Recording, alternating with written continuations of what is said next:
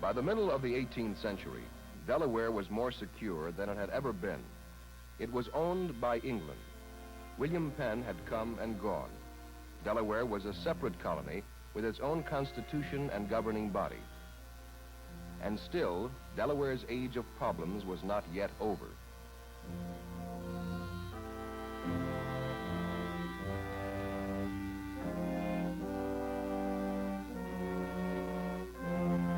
The problem had to do with what was Delaware and what was not. The trouble had started over a century earlier.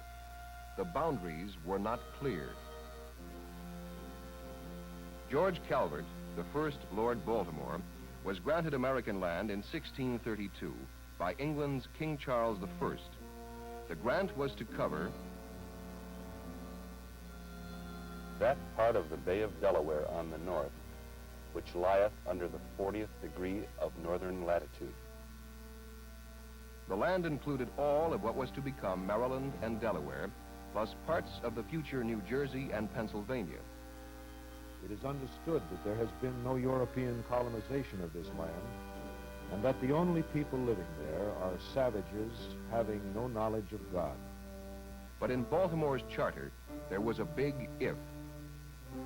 In other words, the land belonged to Lord Baltimore if there had been no earlier colonies or Europeans living there. Neither the King of England nor Lord Baltimore realized that 1 year earlier, in 1631, there had been a colony in Delaware. In 1631, the settlement of Swannendale had been established and had been wiped out by Indians. In addition to this mistake, there were problems with the maps which were drawn in those years. They were not accurate. Baltimore's land extended north to the 40th degree, but there was some confusion as to exactly where the 40th degree was.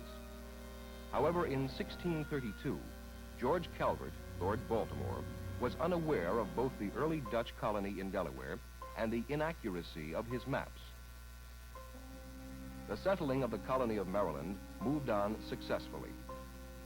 While Cecilius, the second Lord Baltimore, was concerned with establishing Maryland, quite a lot was going on in Delaware. The Swedish built a strong colony. The Swedes and the Dutch came in conflict over the territory. The Dutch replaced the Swedes in Delaware. In 1659, Lord Baltimore took another look at the land that was supposed to be his and found it filled with Dutch. Soldiers from Maryland made a trip into Delaware and suggested to the Dutch officials that the land really belonged to Lord Baltimore. The Delaware Dutch had good cause to be nervous at this news. By 1674, the English had driven the Dutch away and had taken Delaware for themselves, but not necessarily for Lord Baltimore. Back in England, some changes had taken place. King Charles I was dead, and now Charles II was king. Charles II had very freely given Delaware to his brother, the Duke of York. Charles Calvert, the third Lord Baltimore, was upset.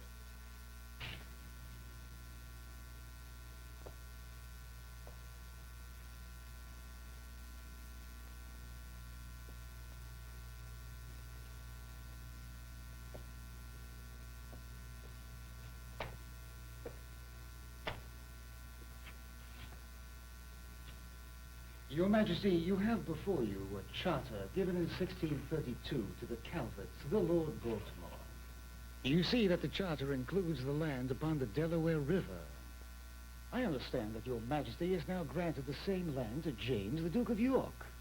Lord Baltimore, we see that your charter reads with the words, previously unsettled. The land was granted to your family with the understanding that it had never before been colonized. We know now that the Dutch had a colony on the Delaware in 1631. Therefore, your charter in regard to Delaware is somewhat useless. Your Majesty, there was no way to know about the Dutch. I hold that Delaware is the property of the Baltimores. Lord Baltimore, do not forget yourself. By royal grant, Delaware belongs to the Duke of York. But Lord Baltimore was a stubborn man. He insisted that his boundary line included Delaware.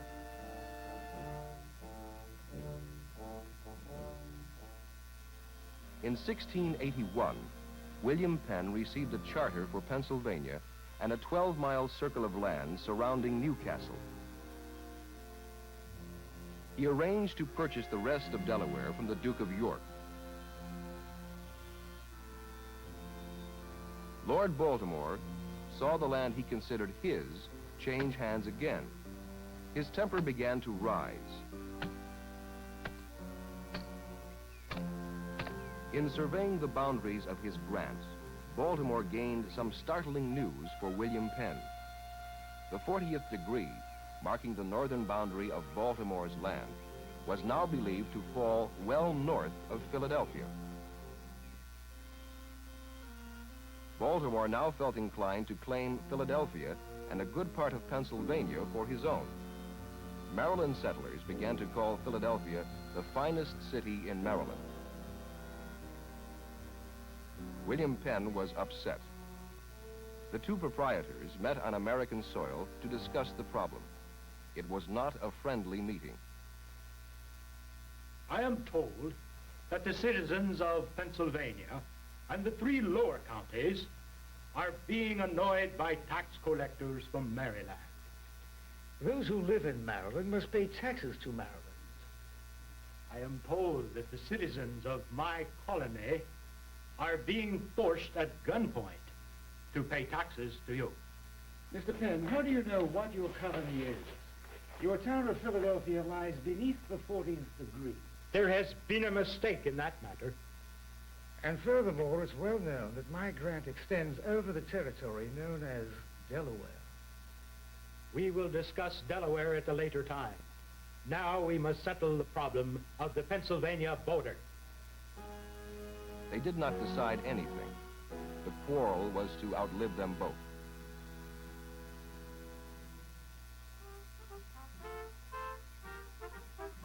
From time to time, Maryland soldiers drifted into Penn's colony to threaten the settlers.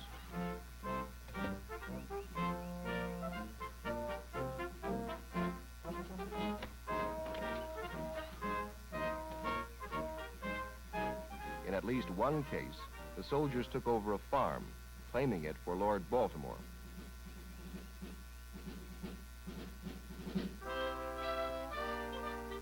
The situation was becoming violent. Both William Penn and Lord Baltimore arrived in England to fight out their differences before the Committee of Trade and Foreign Plantations. In 1685, the committee came to a decision regarding the Pennsylvania, Delaware, Maryland boundaries.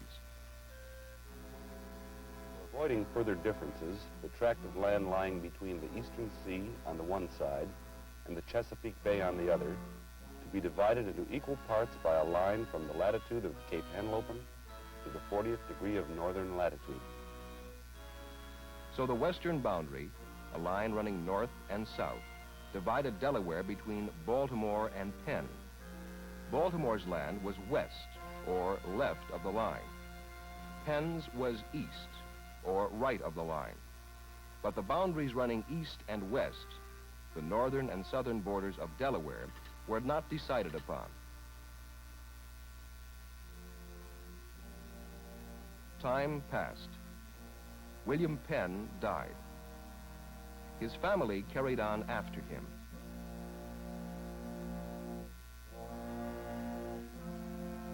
The third Lord Baltimore was dead. But the title Lord Baltimore was passed down through the Calvert family. It seemed to Penn's relatives that there would always be a Lord Baltimore to cause trouble. The battle of the boundaries went on year after year. More surveyors were called in. In 1732, they tried to come to a decision. The line of division is to run due west from Cape Henlopen to the exact middle of the peninsula and northerly until it reaches the circle 12 miles distant from Newcastle. From there, it is to follow the circle north to an east-west line drawn 15 miles south of the most southerly edge of Philadelphia. But the surveyors had not located Cape Henlopen correctly. Everyone was still very confused, and the boundary dispute had been going on for nearly a century. In the 1750 hearings between Penn's and Baltimore's relatives, it was decided that Delaware's southern border should extend from Fenwick Island west to the middle of the peninsula. It was 13 years, however, before the final survey was made. The problem had been settled on paper, on the map. Now the boundaries must be staked on the land itself. 1763. Two men arrived in Philadelphia. Their job? To move southward and complete an accurate survey of the Delaware, Pennsylvania, Maryland boundaries. They were probably the most famous pair of surveyors in American history. Their names were Charles Mason and Jeremiah Dixon.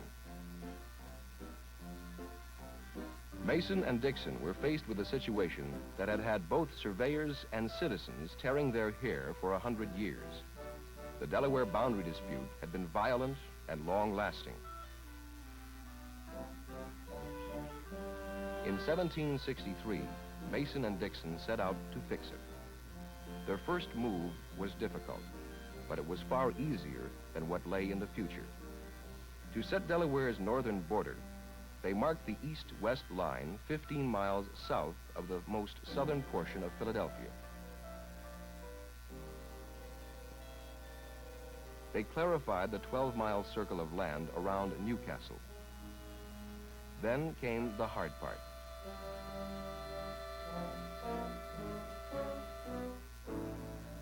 The next step was to move down through the wilderness to establish the western border between Delaware and Maryland. They had to cut their way south.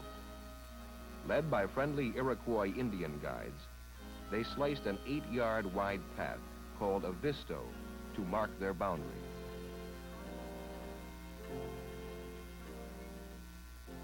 And on the borderline between the colonies, they placed their markers. In some sections, the markers were the first pieces of civilization in an untouched land.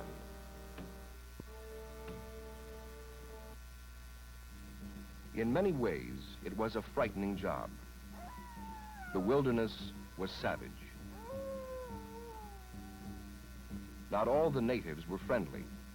The surveyors were in constant fear of an Indian attack, of wild animals, of many things. They lived this way for over 4 years. Then, in 1767, the Mason-Dixon expedition came to a sudden halt. We will go no further.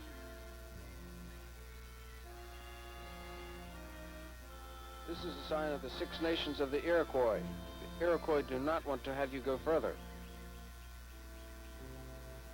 Mason and Dixon had only 36 miles to go to complete their survey. If you go on, you go alone. It would have been suicide to go on alone. Mason and Dixon turned back. Neither one lived to see the survey completed. But they had gone far enough and had done their work well. On the map and on the land, a century-old quarrel had been settled. North, west, and south, the Delaware boundaries were decided. After years of struggle with Dutch, Swedes, Baltimores, and Penns, the colony of Delaware was surrounded by the Mason-Dixon line.